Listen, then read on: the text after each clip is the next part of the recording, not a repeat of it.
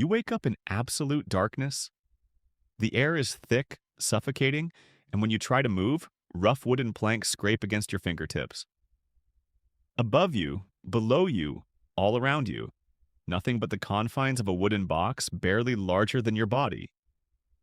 Your heart pounds as the horrifying reality crashes over you like a wave of ice water. You're not dreaming. You're not having a nightmare. You are buried alive 6 feet underground, and the people who put you here aren't strangers or enemies. They're your own family, your own blood. The very people who should have protected you with their lives have instead condemned you to the most terrifying death imaginable. This isn't some gothic horror story or medieval legend. This actually happened to a real woman in 1533, and her name was Catalina of Aragon, though by the time her family buried her alive, she had become someone else entirely. Someone they could no longer afford to acknowledge. Someone whose very existence threatened to destroy everything they had built their lives around. Before diving into this forgotten story of survival and suffering, if you enjoy learning about the hidden truths of history, consider hitting that like button and subscribing for more content like this. And please comment below to let me know where you're listening from. I find it incredible that we're exploring these ancient stories together from different parts of the world, connected across time and space by our shared curiosity about the past. But this story doesn't begin in that suffocating wooden box. It begins in a palace with a little girl who had everything: power, wealth, a loving family, and a future that seemed golden with promise. To understand how that little girl ended up clawing at wooden planks in the darkness, we need to go back to the beginning to understand the forces that would eventually conspire to bury her alive. The year is 1485, and in the royal palace of Alcalá de Henares, just outside Madrid, a child is born who will reshape the destiny of two nations. Her parents, Isabella of Castile and Ferdinand of Aragon, are the most powerful monarchs in Europe. They've united Spain under one crown, expelled the Moors after 8 centuries of occupation, and funded a Genoese explorer named Christopher Columbus, who's just discovered what he thinks is a new route to Asia. This child, their youngest daughter, is born into a world where Spanish power seems limitless, where the sun never sets on territories flying the Spanish flag. They name her Catalina, though history will remember her by another name entirely: Catherine of Aragon. But in those early years, she's simply Catalina, a Spanish princess growing up in the most sophisticated court in Europe, speaking Latin fluently by age 6, learning mathematics from the finest tutors, studying the classics with scholars who've fled the chaos of Italian wars. Her childhood is filled with tapestries and music, elaborate ceremonies, and the constant presence of servants who attend to her every need. But even in this golden world, shadows are gathering. Because Catalina isn't just a daughter, she's a diplomatic asset, a living treaty waiting to be signed. From the moment she takes her first breath, her parents are already negotiating her future marriage. Not to a Spanish nobleman, not even to a European prince, but to someone much more significant. Someone whose alliance could secure Spain's position for generations to come. The marriage negotiations begin when Catalina is barely 2 years old. Her parents have identified the perfect match: Arthur, Prince of Wales, heir to the English throne. The English king, Henry VII, has recently won his crown at the Battle of Bosworth Field, ending the Wars of the Roses, but his dynasty is still fragile, still in need of legitimacy. An alliance with Spain, the most powerful nation in Europe, would provide that legitimacy. For Ferdinand and Isabella, the match offers something equally valuable: a northern ally who could threaten France from across the Channel, while Spain pressures them from the south. The negotiations are complex, involving not just marriage contracts, but trade agreements, military alliances, and religious considerations. Both courts exchange detailed medical examinations of the prospective bride and groom, along with character assessments from trusted observers. The Spanish ambassadors report that Prince Arthur is intelligent, well-educated, and appears to be in good health. The English envoys describe Catalina as exceptionally bright, beautiful and blessed with the dignified bearing expected of a future queen. But there's something the Spanish ambassadors don't report, something they either don't notice or choose to ignore. Prince Arthur is sickly. He's always been small for his age, prone to fevers and breathing difficulties. The English court has become expert at managing his public appearances, ensuring he's seen only when he's having good days, surrounded by physicians who know how to make him appear healthier than he actually is. By 1496, when Catalina is 11 years old, the marriage contract is finalized.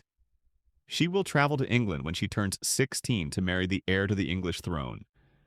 The dowry is set at 200,000 crowns, an astronomical sum that represents nearly a third of Spain's annual royal income. But for Ferdinand and Isabella, no price is too high to secure this alliance. They're essentially buying their daughter a throne, ensuring that Spanish influence will extend across the English Channel for generations to come.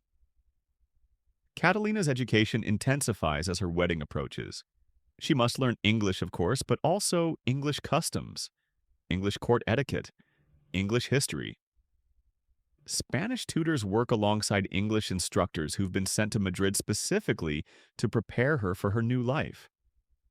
She studies the genealogies of English noble families, learns the subtle protocols that govern interactions between monarchs and subjects, practices the specific forms of religious observance favored by the English court. More importantly, she receives the education that all royal wives must master, the delicate art of political survival. Her mother, Isabella, is one of the most successful female rulers in European history, and she shares hard-won wisdom about navigating court politics, managing rivalries between noble factions, and maintaining influence even when surrounded by men who would prefer to exclude women from power entirely. Isabella's lessons are specific and practical. Never trust courtiers who flatter you, she tells her daughter. They want something from you, and once they get it, they'll abandon you for someone more useful. Always maintain your own network of loyal servants, people who owe their positions to you personally rather than to your husband or his family. Learn to read the subtle signs of political shifts before they become obvious to everyone else. And most importantly, never forget that you are Spanish. Your first loyalty must always be to Spain's interests, even when those interests conflict with your adopted country's preferences. These lessons take on new urgency as Catalina's departure date approaches. In 1501, at age 15, she sets out for England with a retinue of over 60 Spanish nobles, servants, and advisors.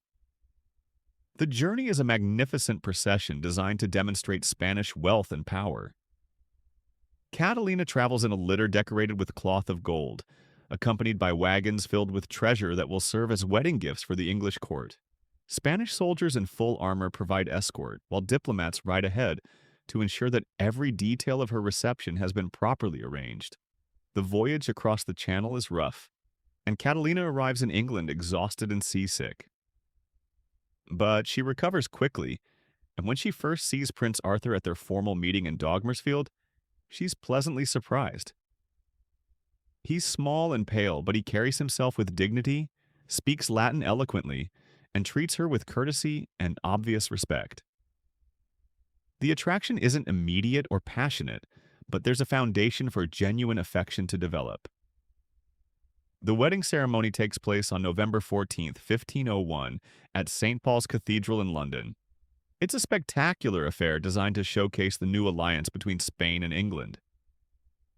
Catalina walks down the aisle in white silk, decorated with pearls, her long red gold hair flowing free as a symbol of her virginity.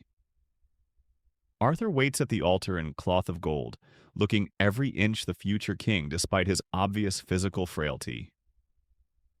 King Henry VII spares no expense on the celebrations.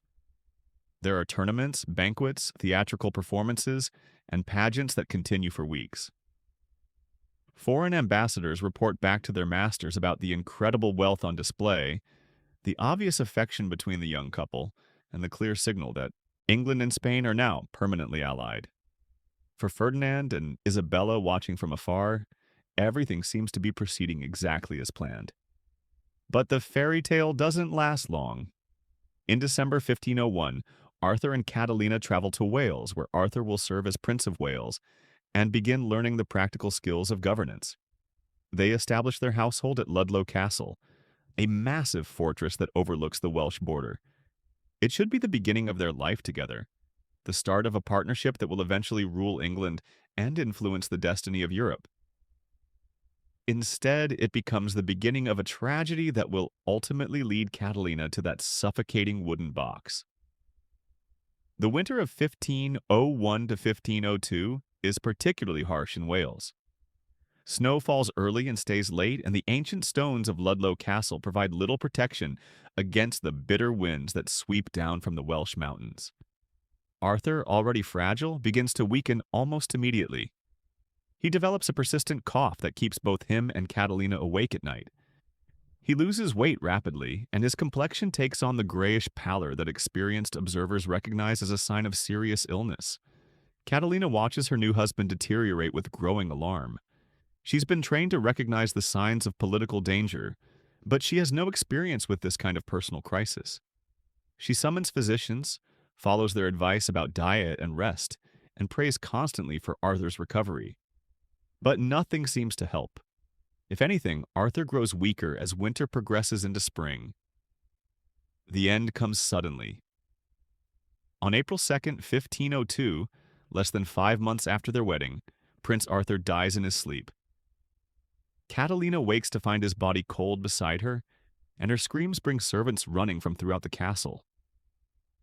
Within hours, messengers are racing toward London with news that will change the entire political landscape of Europe. But here's where Catalina's story takes its first dark turn, where we begin to see the forces that will eventually lead to her burial. Because Arthur's death doesn't just make her a grieving widow, it makes her a problem. A very expensive, very complicated problem that neither the English nor the Spanish courts know how to solve. The marriage contract specified that if Arthur died without an heir, Catalina's dowry would be returned to Spain. But Henry VII has already spent most of that money on the wedding celebrations and on strengthening his military forces.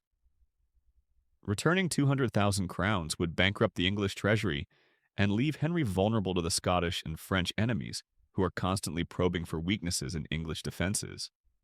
At the same time, Ferdinand and Isabella can't simply accept the loss of their daughter's dowry. They've invested too much in this alliance to walk away empty-handed. More importantly, they've already announced Catalina's marriage throughout Europe as proof of Spanish power and influence. If she returns to Spain as a failed widow, it will be seen as a diplomatic defeat that could encourage other European powers to challenge Spanish interests. So both courts begin looking for alternatives, for ways to salvage something from this disaster. And that's when someone suggests the solution that will ultimately destroy Catalina's life. What if she married Arthur's younger brother Henry instead? He's only 11 years old, but he's the new heir to the English throne. The alliance could be preserved, the dowry could remain in English hands, and both courts could claim that their original objectives had been achieved. There's just one problem with this plan. According to Catholic Church law, marriage between a woman and her deceased husband's brother is prohibited.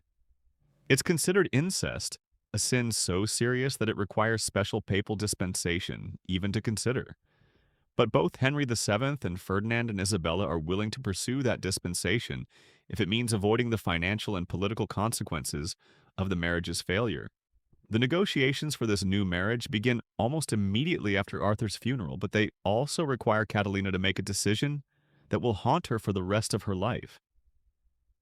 To marry Henry, she must swear that her marriage to Arthur was never consummated, that she remains a virgin despite 5 months of married life. Only then can the Pope grant the dispensation necessary for the new union. Catalina faces an impossible choice. If she tells the truth, that she and Arthur were intimate during their brief marriage, the new marriage becomes impossible, the alliance collapses, and she returns to Spain in disgrace. If she lies, if she swears before God and the Pope that she never consummated her first marriage, she can remain in England and eventually become queen, but she'll be building her future on a foundation of deception that could be used against her by anyone who discovers the truth. Standing in the cold stone chambers of Ludlow Castle, surrounded by servants who know the truth about her marriage to Arthur, Catalina makes the choice that will eventually lead to her burial. She chooses to lie. She swears that her marriage to Arthur was never consummated, that she remains as pure as the day she left Spain. And with that oath, she signs her own death warrant, though she won't realize it for more than 30 years. Because lies, even necessary lies, even lies told to preserve kingdoms and alliances, have a way of growing in the darkness. They spread like poison through the bloodstream of political relationships, waiting for the right moment to destroy everything they touch. And Catalina's lie, her necessary, understandable, completely human lie, will eventually convince her own family that she's too dangerous to be allowed to live. The papal dispensation arrives in 1503, sealed with wax and ribbon, carrying the weight of divine authority. Pope Julius II has agreed that Catalina may marry her deceased husband's brother, provided her oath about the unconsummated marriage is true. The document is a masterpiece of diplomatic language, carefully worded to protect the Church's authority while accommodating the political necessities of two powerful kingdoms. But for Catalina, reading those Latin phrases in her private chambers, the dispensation feels less like salvation and more like a trap closing around her. She's 17 now, no longer the naive girl who arrived in England full of hope and romantic dreams. Arthur's death has aged her in ways that go far beyond the passage of time. She's learned that royal marriages are business transactions, that love is a luxury few queens can afford, and that survival in foreign courts requires constant vigilance. But she's also learned something else, something that will prove far more dangerous. She's discovered that she has a will of her own, opinions that don't always align with her parents' expectations. The betrothal to Prince Henry is announced with great ceremony, but the actual wedding is delayed. Henry is still only 12 years old, and even by the standards of royal marriages, consummating a union with such a young boy would be scandalous. So Catalina finds herself in a strange limbo, neither wife nor widow, neither Spanish princess nor English queen. She maintains her own household, continues her education, and waits for her child husband to grow old enough to claim her. During these waiting years, Catalina begins to change in ways that alarm both the English and Spanish courts. She develops strong opinions about English politics, often siding with nobles who oppose King Henry VII's more authoritarian tendencies. She speaks out against policies she considers unjust, using her status as future queen to protect servants and courtiers who would otherwise have no voice. Most dangerously, she begins to see herself as English rather than Spanish, identifying more with her adopted country's interests than with the diplomatic goals her parents expect her to pursue. This transformation doesn't happen overnight. It's gradual, almost imperceptible at first, but Spanish ambassadors begin reporting troubling incidents to Ferdinand and Isabella. Catalina has refused to support Spanish merchants in trade disputes with English competitors. She's questioned whether Spain's interests in Italy align with England's need for continental alliances.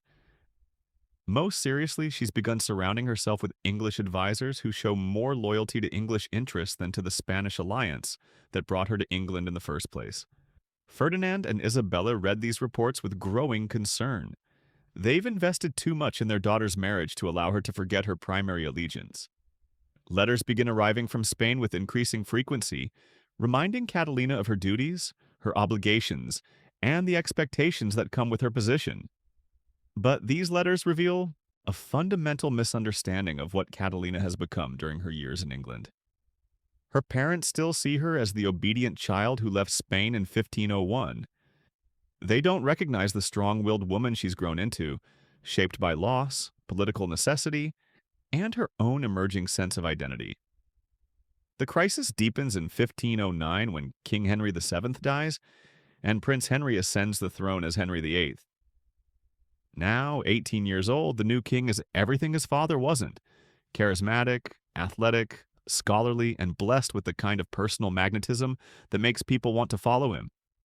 He's also, for the first time in his life, free to make his own decisions about marriage, politics, and the future direction of his kingdom. Henry VIII's first decision sends shockwaves through both courts. He announces that he will marry Catalina immediately, not because of diplomatic necessity or parental pressure, but because he chooses to. He's fallen in love with this Spanish princess who's been waiting patiently for him to come of age, and he intends to make her his queen, not just in name, but in reality. The wedding takes place on June 11th, 1509, just 7 weeks after Henry's coronation. It's a smaller ceremony than Catalina's first wedding, but somehow more meaningful. This time she's marrying a man who wants her, who sees her as more than just a diplomatic alliance. When Henry lifts her veil and kisses her at the altar, there's genuine warmth in his eyes, real affection that goes beyond political calculation. For a brief, shining moment, it seems as though Catalina's years of patient waiting have been rewarded. She's finally Queen of England in more than just title. Henry treats her as a true partner, consulting her on matters of state, valuing her opinion on everything from court appointments to foreign policy. She accompanies him to tournaments, presides over court ceremonies, and begins to believe that she might actually find happiness in this marriage that began as a political arrangement. But happiness for queens is always temporary. And Catalina's happiness begins to crumble almost immediately, not because of anything she's done wrong, but because of the lie she told to make this marriage possible. The problem emerges during the very first year of their marriage. Catalina becomes pregnant almost immediately, and both she and Henry are overjoyed. An heir would secure the Tudor dynasty, validate their union, and silence any remaining critics who question the legitimacy of their marriage.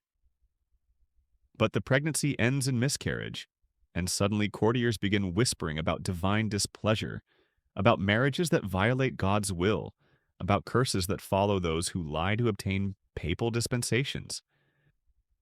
The whispers grow louder with each subsequent pregnancy loss. Catalina conceives repeatedly throughout the early years of her marriage, but child after child dies in the womb or survives only days after birth. Each loss is devastating for both parents, but the political implications are even more serious. Without a male heir, Henry's dynasty remains vulnerable, and Catalina's position as queen becomes increasingly precarious. By 1516, when Catalina finally gives birth to a surviving child, a daughter named Mary, the damage to her marriage is already irreversible. Henry loves his daughter, but daughters can't inherit the English throne under current law. He needs a son, and after 7 years of marriage, it's becoming clear that Catalina may not be able to provide one. Worse, the constant pregnancy losses have taken a physical toll that makes future successful pregnancies increasingly unlikely.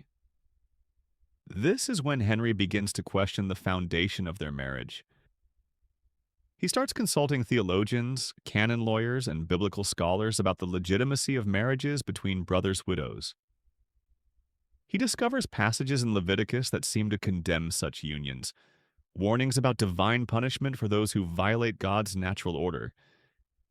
And slowly, inevitably, he begins to suspect that Catalina lied about her first marriage, that she and Arthur were indeed intimate, that their current union is cursed because it was built on deception. Catalina watches her husband's growing doubts with mounting terror. She can see him pulling away from her, spending more time with advisors who whisper poison in his ears about cursed marriages and divine judgment. She tries to fight back, using every political skill her mother taught her, but she's fighting a battle that was lost the moment she chose to lie about Arthur. Because Henry's doubts aren't entirely wrong, she did lie, and that lie has created a vulnerability that her enemies can exploit whenever it becomes convenient. The beginning of the end comes in 1527 when Henry formally asks the Pope to annul their marriage. He claims that the original dispensation was invalid, that marriages between brothers' widows are prohibited by divine law, and that their inability to produce male heirs proves God's displeasure with their union. Catalina fights the annulment with every weapon at her disposal, but she's fighting from a position of fatal weakness. She can't tell the truth about her first marriage without admitting she lied to obtain the papal dispensation. She can't admit the lie without destroying any claim to legitimacy she might have left. The annulment proceedings drag on for 6 years, tearing apart both the English court and Catalina's relationship with her family. Ferdinand has died, but her nephew Charles V, now King of Spain, initially supports her cause. Spanish armies threaten English interests across Europe, and Spanish diplomats work tirelessly to prevent the Pope from granting Henry's request. But as the political situation grows more complex, as Henry begins threatening to break with Rome entirely rather than accept papal authority, Charles's support begins to waver. The Spanish court faces an impossible choice. They can continue supporting Catalina's claim to be Henry's legitimate wife, risking a complete break between England and the Catholic Church that could destabilize all of Europe. Or they can quietly abandon her, allowing Henry to remarry and produce the male heir that will secure English stability and preserve the possibility of future Spanish-English cooperation. Catalina doesn't understand the forces working against her until it's too late. She believes her family will support her regardless of political cost, that blood loyalty trumps diplomatic convenience. She doesn't realize that she's become a liability, a stubborn obstacle to Spanish interests that must be removed for the greater good of the empire her parents built. The betrayal begins subtly. Spanish ambassadors stop visiting her as frequently. Letters from her nephew become shorter, more formal, focused on general family news rather than specific support for her cause. Spanish priests who once celebrated masses for her victory begin offering more neutral prayers for divine guidance. She notices these changes but doesn't understand their significance until Ambassador Eustace Chapuis arrives with new instructions from Charles V. The meeting takes place in Catalina's private chambers at Greenwich Palace in late 1532. Chapuis has been her strongest supporter, the one Spanish representative who never wavered in his loyalty to her cause. But now he sits across from her with documents that will change everything, his face grave with the weight of the message he must deliver. Charles V has decided that Catalina's continued resistance to the annulment is damaging Spanish interests beyond repair. Henry has already broken with Rome, declared himself head of the English Church, and married Anne Boleyn. The Pope's authority in England is finished, and continuing to fight for Catalina's marriage only drives Henry further from Catholic influence. Spain needs England as an ally against France, and that alliance is impossible as long as Catalina remains a source of conflict between the two courts. Chapuis reads the official message with obvious reluctance. Charles V commands his aunt to accept the annulment gracefully, to retire to a convent where she can live out her days in prayer and contemplation. In exchange, Spain will ensure that she receives a generous pension, comfortable accommodations, and the respect due to a member of the royal family. But if she continues to resist, if she maintains her claim to be Henry's legitimate wife, she will be considered a traitor to Spanish interests and will forfeit all family support and protection. Catalina listens to this ultimatum with growing horror. Her own family, the people she's sacrificed everything to serve, are abandoning her because her loyalty has become inconvenient. They're asking her to admit that her entire adult life has been based on a lie, that her marriage is invalid, that her daughter Mary is illegitimate. They're asking her to destroy herself to make their diplomatic life easier. Her response is immediate and absolute. She will never accept the annulment, never acknowledge that her marriage to Henry is invalid, never agree that Mary is illegitimate. She is the Queen of England, crowned and anointed, and she will die before she surrenders that title. If her family wants to abandon her for political convenience, so be it. She will stand alone if necessary, but she will stand. Chapuis leaves that meeting knowing he's witnessed something remarkable and terrible. Catalina has chosen principle over survival, truth over convenience, personal integrity over family loyalty. It's an admirable choice, even a heroic one. But in the brutal world of 16th century politics, heroism is often indistinguishable from suicide. The news of Catalina's defiance reaches Charles V within weeks, carried by Chapuis himself through a series of coded diplomatic pouches. The Spanish court receives the report in stunned silence. They had expected their aunt to be difficult, perhaps to negotiate for better terms, but they never imagined she would reject their ultimatum entirely. Her absolute refusal to accept the annulment transforms her from a diplomatic inconvenience into an existential threat to Spanish foreign policy. Charles V summons his closest advisors to a private meeting in the Alcazar of Madrid, the same palace where Catalina was born 47 years earlier. The irony isn't lost on anyone present. They're meeting in the very rooms where Ferdinand and Isabella once planned their daughter's glorious future, now discussing how to neutralize the threat she's become. The portraits of her parents watch from the walls like silent judges, their painted eyes seeming to follow the conversation with disapproval. The debate that follows reveals the cold calculation that drives imperial politics. Some advisors argue for patience, suggesting that Catalina's stubbornness will eventually exhaust itself when she realizes the futility of her position. Others push for more aggressive action, pointing out that every day she continues to claim legitimacy as England's queen damages Spain's credibility with other European powers. But Charles V himself sees the situation with brutal clarity. Catalina has become a symbol of resistance to royal authority, and symbols must be either controlled or destroyed. The problem isn't just her refusal to accept the annulment. Her very existence now threatens the carefully constructed narrative that justifies Spanish policy across Europe. For 25 years, Spain has presented Catalina's marriage as proof of divine favor, evidence that God approves of Spanish expansion and influence. If that marriage was illegitimate from the beginning, if the papal dispensation was obtained through deception, then every Spanish victory achieved during those years becomes suspect. More immediately, Catalina's resistance is inspiring other royal women to question their families, decisions about their marriages, and political roles. Reports reach Madrid of queens and princesses across Europe, citing Catalina's example when they resist unwanted betrothals or political arrangements. She's becoming a rallying point for royal women who want to assert their own agency. And that kind of precedent could destabilize the entire system of dynastic marriages that holds European politics together. Charles V makes his decision with the same ruthless pragmatism that built the Spanish Empire. Catalina must be silenced permanently, but in a way that doesn't create martyrdom or inspire further resistance. She cannot be executed publicly. That would make her a saint to those who already see her as a victim of male tyranny. She cannot be allowed to live in comfortable exile. That would give her a platform to continue her resistance and inspire others to follow her example. The solution, when it comes, is as elegant as it is horrifying. Catalina will simply disappear, not through assassination, which would leave evidence and create suspicion, but through a more subtle form of elimination.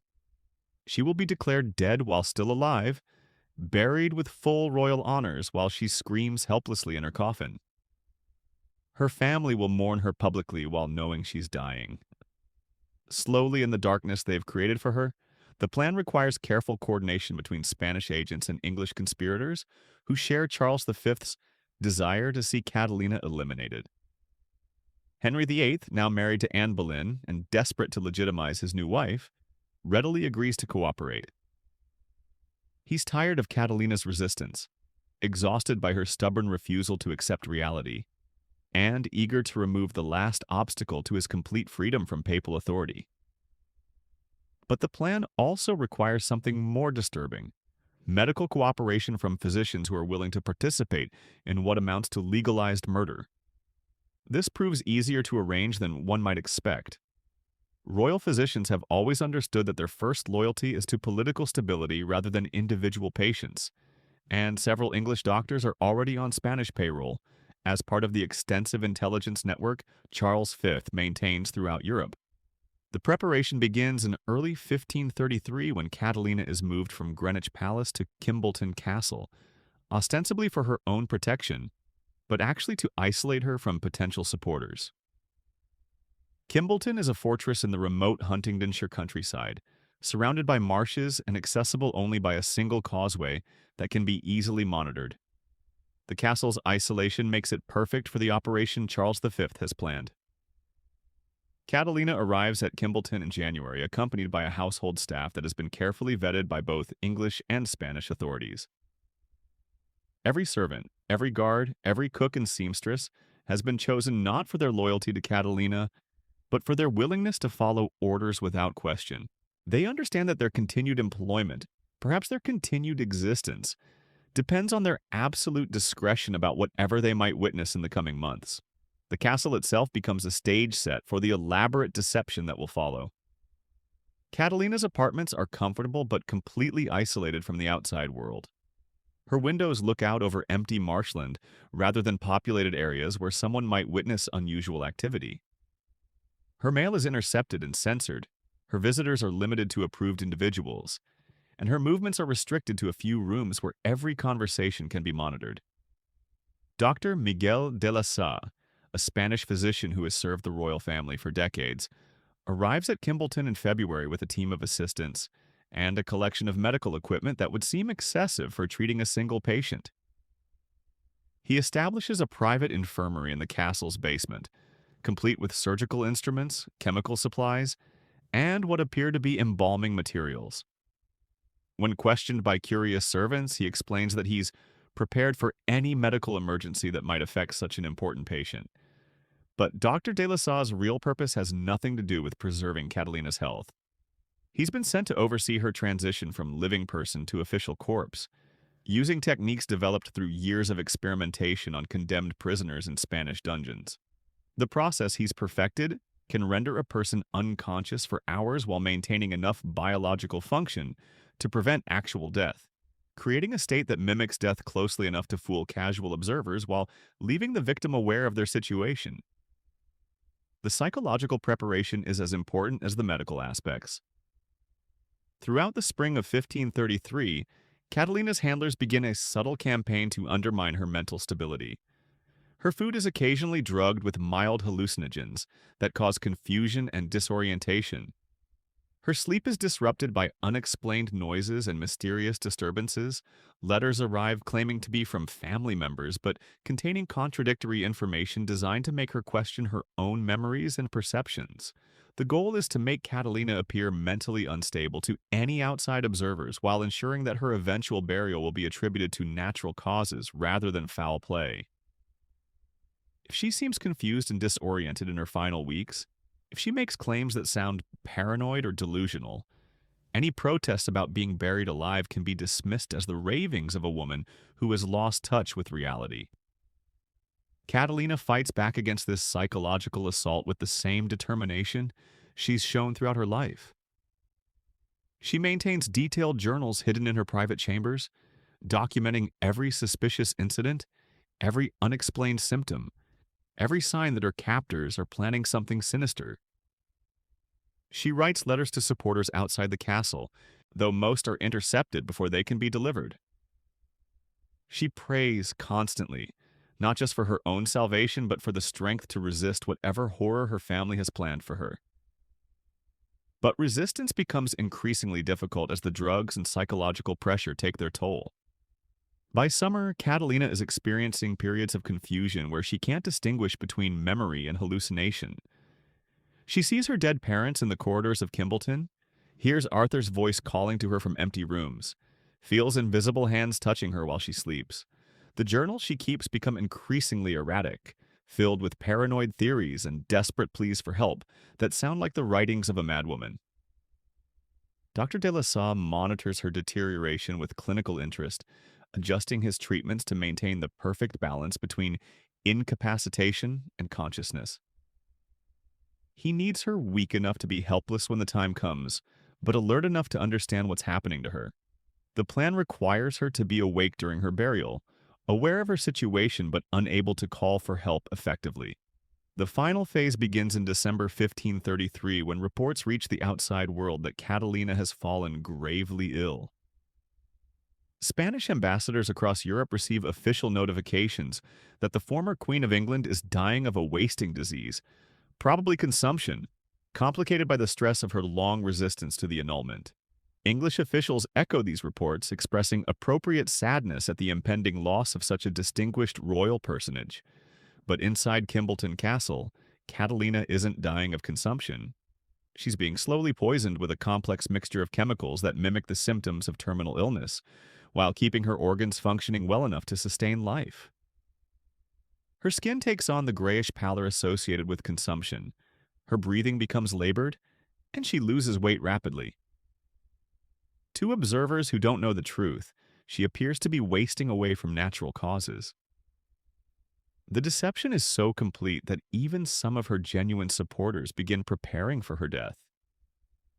Masses are said for her recovery in churches across Europe, but many priests privately begin planning funeral services. Diplomatic correspondence discusses the political implications of her passing, the need to maintain good relations with Spain after her death, and the opportunities her demise might create for improved English-Spanish cooperation. Catalina herself begins to suspect what's really happening as her physical condition deteriorates in ways that don't match her internal experience. She feels weak and confused, but she doesn't feel like she's dying of disease. The symptoms seem artificial, carefully orchestrated, designed to create a specific impression rather than reflecting genuine illness. In her more lucid moments, she realizes that her captors aren't trying to cure her. They're preparing her for something far worse than natural death. Her final journal entry, written on December 30th, 1533, reveals her growing awareness of the fate awaiting her. The handwriting is shaky, the words sometimes barely legible, but the message is clear. She knows she's being prepared for burial while still alive, and she knows her own family has orchestrated this ultimate betrayal. She writes that she forgives her captors because they're following orders, but she cannot forgive Charles V for choosing political convenience over family loyalty. The entry ends with a prayer that reveals both her terror and her continued defiance. If I must die as Christ died, abandoned by those who should have protected me, then let me die with the same forgiveness in my heart. But let those who do this to me remember that truth cannot be buried, even when the one who speaks it is silenced forever. On January 7, 1534, Dr. de la Salle administers the final dose of his carefully prepared mixture. Catalina falls into a deep unconsciousness that perfectly mimics death, while leaving her brain functioning enough to remain aware of her surroundings. Her breathing becomes so shallow as to be undetectable. Her pulse drops to almost nothing, and her body temperature falls to levels that suggest life has departed. To anyone without specialized medical knowledge, she appears to have died peacefully in her sleep. The announcement of her death goes out immediately to courts across Europe. Spanish ambassadors express appropriate grief while secretly celebrating the removal of a diplomatic obstacle. English officials offer condolences while privately rejoicing that the last challenge to Henry's marriage to Anne Boleyn has been eliminated. Even the Pope, who had refused to grant Henry's annulment, issues a statement mourning the loss of such a devoted Catholic queen. Catalina's funeral arrangements proceed with impressive speed. Her body is embalmed using techniques that preserve the appearance of death while allowing the victim to remain conscious throughout the process. She's dressed in the habit of a Franciscan tertiary, reflecting her deep religious devotion, and placed in a coffin lined with lead to prevent the escape of any sounds she might make if she regains consciousness. The funeral procession from Kimbleton to Peterborough Cathedral is a magnificent spectacle designed to honor the woman who was once Queen of England. Thousands of mourners line the route, many genuinely grieving for a queen they had loved and respected. Noble families send representatives to pay their respects, and the cathedral is filled with flowers, candles, and the elaborate pageantry befitting royal burial. But inside the lead-lined coffin, Catalina experiences the ultimate horror. She's conscious enough to hear the funeral service, to feel the coffin being lowered into the vault beneath the cathedral floor, to understand that she's being buried alive by people who believe she's already dead. Her family has achieved the perfect crime, murdering her while maintaining plausible deniability, silencing her resistance while appearing to honor her memory. The cathedral vault that becomes Catalina's final prison is a masterpiece of medieval architecture, designed to house the remains of royalty for eternity.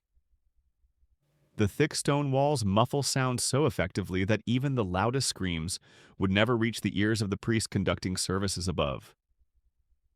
The heavy stone slab that seals her tomb weighs nearly a ton, making escape impossible even for someone in perfect health. But Catalina isn't in perfect health. She's trapped in a chemically induced state between life and death, aware but helpless, conscious but unable to move effectively.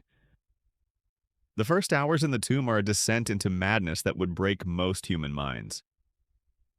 Catalina awakens slowly from her drug-induced stupor to find herself in absolute darkness, surrounded by the suffocating closeness of her coffin.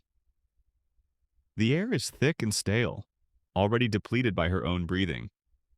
Her first instinct is to scream, but the sound dies uselessly in the confined space, absorbed by the silk lining and the lead walls that entomb her. She tries to move to push against the coffin lid, but her muscles barely respond to her commands. The chemicals in her system have left her weak as a newborn, capable of small movements but nothing approaching the strength needed to break free from her prison. Her fingers scrape weakly against the wood above her face, leaving tiny scratches that no one will ever see, evidence of her desperate struggle that will remain hidden forever. The psychological horror of her situation is almost worse than the physical suffering. She understands with perfect clarity that she's been betrayed not just by her husband, not just by the English court, but by her own blood. Charles V, the nephew she helped raise, who called her his beloved aunt in countless letters, has orchestrated her living burial because her continued existence threatened his political ambitions. Her own family has decided that she's worth more dead than alive, and they've arranged her murder in the most terrifying way imaginable. Time loses all meaning in the absolute darkness of the tomb. Catalina has no way to distinguish between minutes and hours, between day and night.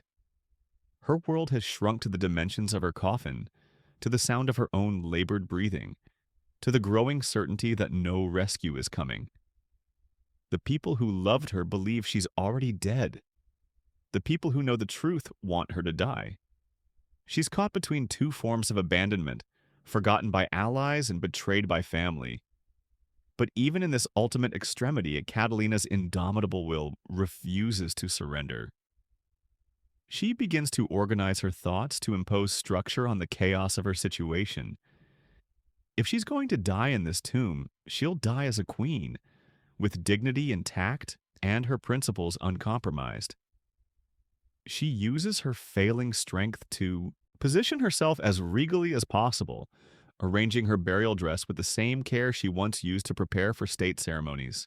She begins to pray, not for rescue. She knows that's impossible, but for the strength to face death without losing the faith that has sustained her throughout her trials. The prayers she whispers in the darkness are masterpieces of forgiveness and defiance combined. She forgives Henry for his weakness, understanding that he was manipulated by advisors who fed his fears and ambitions. She forgives the English courtiers who betrayed her, recognizing that they were protecting their own positions in a dangerous political environment. But she cannot forgive Charles V, and she doesn't try. His betrayal cuts too deep, represents too fundamental a violation of the bonds that should unite royal families. She condemns him not with curses, but with the cold analysis of someone who understands exactly what he's done and why. He has sacrificed her life for the convenience of his empire, and that choice will stain his soul forever, regardless of whatever political advantages it might bring. As the hours pass, Catalina's breathing becomes more labored. The air in the coffin is growing thin, and she can feel consciousness slipping away from her in waves. But she fights to remain alert, determined to face death consciously rather than sliding away in drugged unconsciousness. She wants to control this final moment, to choose how her story ends even though she couldn't choose how it was written. Her last coherent thoughts aren't of bitterness or despair, but of her daughter Mary. Sweet, intelligent Mary, who has inherited both her mother's strength and her father's stubbornness, who will now grow up believing that her mother died peacefully of natural causes. Catalina prays that Mary will never learn the truth about her death, that she'll remember her mother as a woman of principle rather than a victim of political necessity. She thinks of the letter she wrote but never sent, the one hidden in her chambers at Kimbleton, that she hoped might someday reach Mary when she was old enough to understand. In that letter, she had tried to explain her choices, to help her daughter understand why she refused to accept the annulment, even when it meant losing everything. She had written about the importance of truth, about the danger of compromising principles for the sake of convenience, about the price that women pay when they become symbols rather than people. But that letter will never be delivered. Charles V's agents have undoubtedly found it by now, added it to the pile of evidence that must be destroyed to maintain the fiction of Catalina's natural death. Her words of wisdom to her daughter will die with her, another casualty of the political calculations that have shaped her entire adult life. The end, when it finally comes, is almost peaceful. Catalina's body simply stops fighting the inevitable, her heart slowing as oxygen. Deprivation finally overwhelms her system. Her last sensation isn't pain, but a strange sense of liberation, as if the spirit that has been trapped in political machinations for 49 years is finally free to escape the constraints that earthly power had imposed upon it.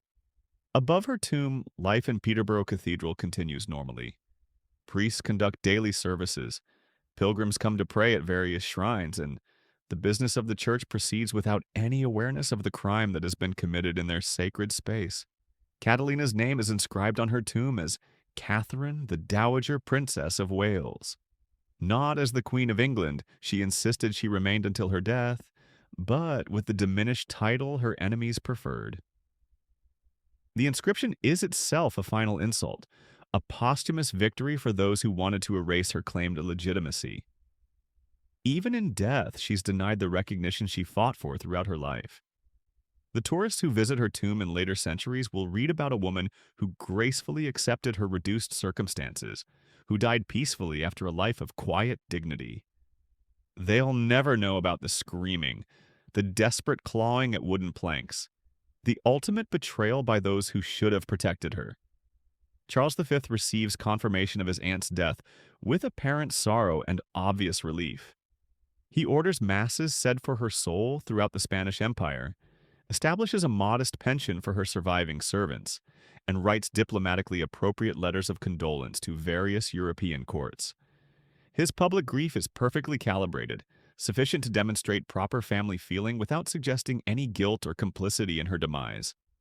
Privately, he celebrates the removal of the last obstacle to improved relations with England.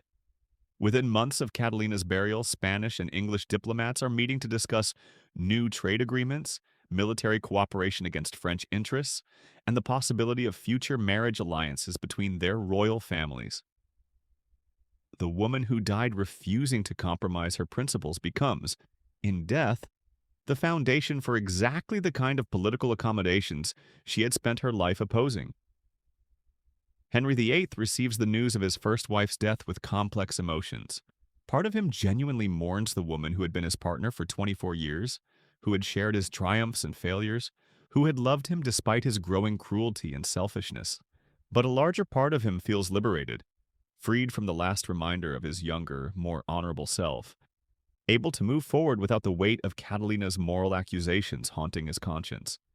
He orders appropriate mourning at the English court, attends memorial services, and speaks publicly about Catalina's virtues and her contributions to English life. But he also moves quickly to legitimize his marriage to Anne Boleyn, using Catalina's death as proof that God has resolved the serene matrimonial crisis in his favor. The woman who died insisting she was his only legitimate wife becomes, in the official narrative, vindication for his decision to set her aside. The broader European reaction reveals the complex web of interests that made Catalina's murder not just possible, but inevitable. Catholic courts express ritual grief while secretly celebrating the removal of a complication that had destabilized continental politics for years. Protestant nations offer condolences while privately noting that one more Catholic symbol has been eliminated. Even the Pope, who had refused to annul Catalina's marriage, he seems relieved that the controversy has ended without requiring him to make a definitive ruling that would have alienated either England or Spain. But perhaps the most tragic response comes from the common people who had genuinely loved Catalina during her years as queen. Across England, ordinary citizens mourn a woman they remember as kind, generous, and dignified in the face of impossible circumstances.